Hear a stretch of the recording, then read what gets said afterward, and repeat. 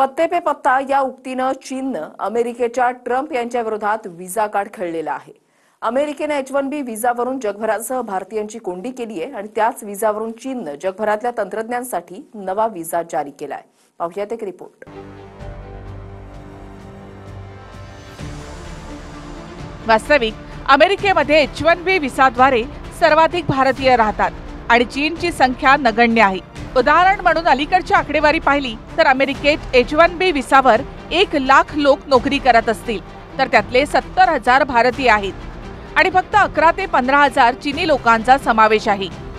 म्हणूनच ट्रम्प यांच्या धोरणाचा सर्वाधिक फटका भारताला बसणार आहे, कारण याआधी जे व्हिसाचं शुल्क जवळपास 6 लाख इतकं होतं त्यात बदल करून ट्रम्प यांनी तब्बल 88 लाख इतकी वाढ केली।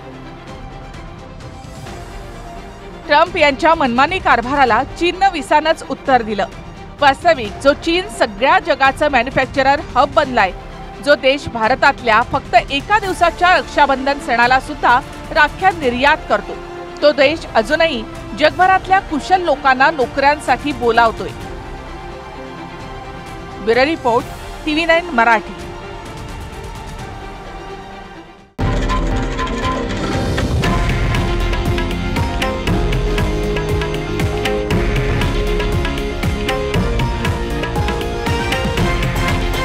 हे आहे देशातील नंबर 1 न्यूज नेटवर्क आणि आपण पाहत आहात TV9 मराठी, एकमेव।